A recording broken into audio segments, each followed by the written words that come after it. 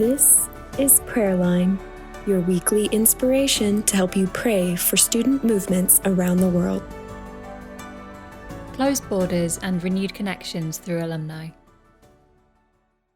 As the world was shutting down, in the Caribbean, new things were beginning.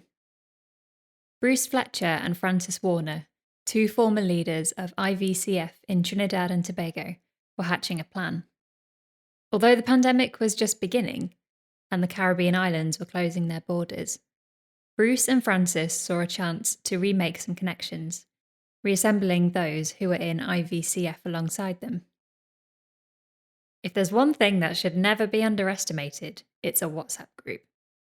Bruce and Francis quickly gathered 80 people, all IVCF students from the St. Augustine campus of the University of the West Indies between 1977 and 1981. Many were not from Trinidad and Tobago. Bruce himself is from Jamaica. And many now live elsewhere. Now mostly retired professionals. Most had not been in touch for over 40 years. Bruce and Francis were hoping that these alumni would use what God had given them over the years to benefit the current cohort of IVCF students. The results that came were unexpected and wonderful. They began hosting events that would create conversation about the impact of the pandemic in the region, and some began to meet every Saturday night to support one another. In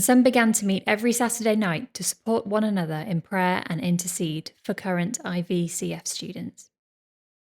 The impact of this has reached across the world already. Sherelle Thompson is a second-year medical sciences student who represented Trinidad and Tobago at the 2020 Tokyo Olympics. She praises God that the group undergirded my Olympic journey to Japan with their weekly prayers to heaven. Their petitions on my behalf were answered through relationships, resources, and faith posture that I needed for every step of the journey. Group members have also supported IVCF practically. As many participants have felt called to give financially, the movements across the Caribbean have been sustained through the hardships of the pandemic. Group members have also offered to mentor young graduates. Bruce emphasises that as needs are identified across countries in the region, someone from the group is usually able to step in and help. There is an appetite to bring projects that are working in one place to the rest of the movement. Gladness and gratitude are the words that Joel Chris Carsten, General Secretary of ISIVCF Trinidad and Tobago, uses to describe our legends, which is how the group is fondly referred to.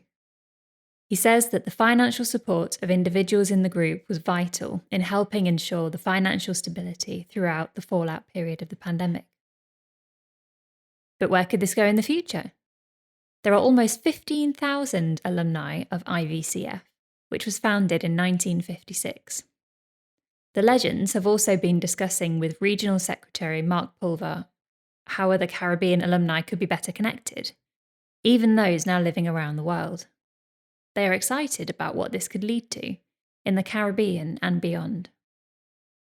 Please pray with us for IVCF Trinidad and Tobago, the Legends Group, and the CARIFES region. Thank God that He provided for the Caribbean movements in the pandemic this way. Thank Him for the initiative and the willing steps of faith of Bruce and Frank, and the servant-hearted spirit of all the alumni involved. Pray that the current IVCF students would continue to be blessed and helped by the care of alumni, and that this would have an eternal impact as they continue to study and move into their adult lives.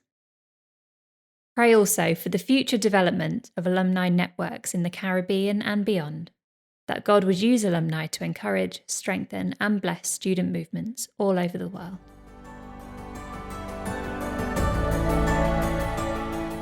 Thanks for listening to Prayerline. To have stories delivered fresh to your inbox each week, join our Prayerline mailing list by going to ifesworld.org.